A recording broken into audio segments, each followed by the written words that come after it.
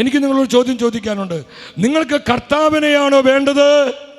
കർത്താവ് തരുന്ന ചോക്ലേറ്റുകളാണോ വേണ്ടത്? നിങ്ങൾക്ക് കർത്താവിനെയാണോ വേണ്ടത്? കർത്താവ് തരുന്ന ചോക്ലേറ്റുകളാണോ വേണ്ടത്? ഏതാ വേണ്ടത്?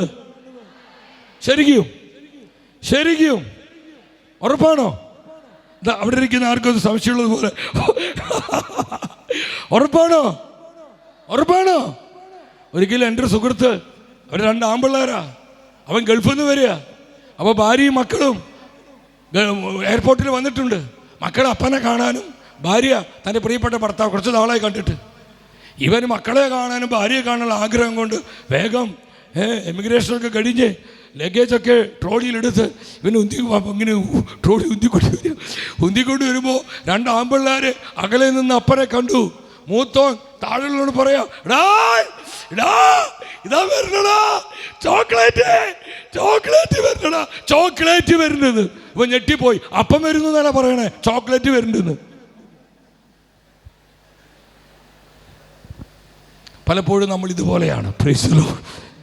പലർക്കും കർത്താവിനെ വേണ്ട, കർത്താവ് തരുന്ന ചോക്ലേറ്റുകൾ മതി.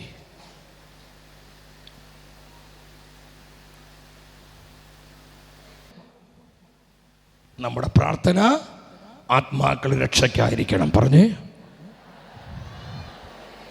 നമ്മുടെ പ്രാർത്ഥന എന്തിനു വേണ്ടിയാണ്? മറ്റതൊക്കെ നമുക്ക് വേണം, ഭൗതികതൊക്കെ നമുക്ക് വേണം, ഭൗതികതൊക്കെ വേണമെന്നേ. അത് നിങ്ങളത് ശ്രദ്ധിക്കുക, അതൊക്കെ വേണം നമുക്ക്. എന്തൊക്കെ ഇന്ന് നടക്കണേ, എന്തൊക്കെ പഠിപ്പിക്കണേ.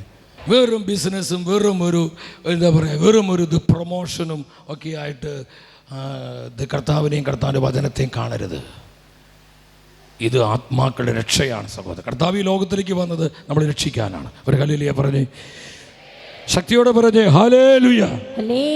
അഭിഷേകത്തോടെ ഹല്ലേലൂയ. അപ്പോൾ അത് നമ്മൾ ശ്രദ്ധിക്കണം. അപ്പോൾ ഞാൻ നമ്മൾ പറഞ്ഞു വരുന്നത്, ഈ തലമുറയുടെ വിശ്വാസം നഷ്ടപ്പെട്ടു പോകാതിരിക്കാൻ മുട്ടുകുത്തി കരങ്ങൾ വിരിച്ചു പ്രാർത്ഥിച്ചോ? ഉറപ്പ്. നമ്മുടെ സമർപ്പിത സമൂഹങ്ങൾക്ക് വേണ്ടി പ്രാർത്ഥിച്ചോ? നമ്മുടെ സമർപ്പിതരെ ആത്മാവിൻ്റെ തീനാവുകളാകും. വൈദികർക്ക് വേണ്ടി പ്രാർത്ഥിക്കണം, സഭയ്ക്ക് വേണ്ടി പ്രാർത്ഥിക്കണം, കുടുംബങ്ങൾക്ക് വേണ്ടി പ്രാർത്ഥിക്കണം. അവിടെ നിന്ന് വിശ്വാസം നഷ്ടപ്പെട്ടു പോകാൻ കർത്താവ് അനുവദിക്കില്ല. അപ്പോൾ പ്രാർത്ഥന മാനസാന്തരങ്ങളെ കൊണ്ടുവരും. ഉറക്കെ പറഞ്ഞ്, പ്രാർത്ഥന വിശ്വാസത്തെ വർദ്ധിപ്പിക്കും, പ്രാർത്ഥന വിശ്വാസത്തെ ശക്തിപ്പെടുത്തും, പ്രാർത്ഥന വിശ്വാസത്തെ വർദ്ധിപ്പിക്കും. പ്രാർത്ഥന സാത്താൻ കോട്ടകളെ തകർക്കും, സാത്താൻ്റെ പിടികളെ പൊട്ടിക്കും, അവൻ്റെ ആധിപത്യങ്ങളെ തകർക്കും, അവൻ്റെ അടിസ്ഥാനങ്ങളെ ഛിന്നഭിന്നമാക്കും. പ്രാർത്ഥിക്കാൻ നിനക്ക് മനസ്സുണ്ടോ? പ്രാർത്ഥിക്കാൻ നിനക്ക് സമർപ്പണമുണ്ടോ? പൈശാചിക ശക്തികൾ നിന്റെ മുൻപിൽ ഭയന്ന് വിറയ്ക്കും. ഹല്ലേലൂയ പറഞ്ഞേ, ശക്തിയോടെ പറഞ്ഞേ ഹല്ലേലൂയ. നിങ്ങൾ ഈ ബ്ലാക്ക് മാസ് നടത്തുന്ന മനുഷ്യര്, സാത്താൻ ആരാധകരായിട്ടുള്ളവരെ, ഒരു വചനം കേട്ട് മാനസാന്തരപ്പെട്ട് കർത്താവിൻ്റെ സ്നേഹത്തിലേക്ക് വരുമ്പോൾ അവരോട് ചോദിക്കുമ്പോൾ അവർ പറയുന്നൊരു കാര്യമുണ്ട്. ഞങ്ങൾ സാത്താനെ ആരാധിക്കുന്ന സമയത്ത് ദൈവജനത്തിൽ നിന്ന് ഏറ്റവും അധികം ഭയപ്പെട്ടത് അവരുടെ പ്രാർത്ഥനയാണ്. അവരുടെ എന്താണ്? പ്രാർത്ഥന. ദൈവജനത്തിൻ്റെ പ്രാർത്ഥനയെ പിശാച് ഭയപ്പെടുന്നു. പിശാച് എന്താ കാര്യം? മാർക്കോസ് 9:29. മാർക്കോസ് 9:29 അതാണ് കാര്യം. പെട്ടെന്ന് വായിച്ചേ. മാർക്കോസ് 9:29 എന്താ കർത്താവ് പറഞ്ഞത്? കർത്താവ് പറഞ്ഞു, പ്രാർത്ഥന കൊണ്ടല്ലാതെ മറ്റൊന്നുകൊണ്ടും ഈ വർഗം പുറത്തു പോവുകയില്ല. ഉറക്കെ പറ. പ്രാർത്ഥന കൊണ്ടല്ലാതെ മറ്റൊന്നുകൊണ്ടും ഈ വർഗം പുറത്തു പോവുകയില്ല. നമ്മുടെ കുടുംബങ്ങളിൽ കൂട്ട ഡെലിവറൻസ് നടക്കണം. പല കുടുംബങ്ങളും കലഹത്തില്, വെറുപ്പില്, വൈരാഗ്യത്തില്, സംശയം, തെറ്റിദ്ധാരണ, ആശയക്കുഴപ്പങ്ങൾ, നിസ്സാര കാര്യം പറഞ്ഞ് അടിപിടി, ബഹളം, ലഹള. പ്രിയപ്പെട്ടവരെ, ഡെലിവറൻസ് വരണം. പിശാചിന്റെ ആക്രമണങ്ങളാ. നമ്മുടെ സമർപ്പിത സമൂഹങ്ങൾ ഡെലിവറൻസിലേക്ക് വരണം. പല സമൂഹങ്ങളിലും പല അസ്വസ്ഥതകളാ. ഒരു ഹല്ലേലൂയ പറഞ്ഞേ, ശക്തിയോടെ പറഞ്ഞേ ഹല്ലേലൂയ.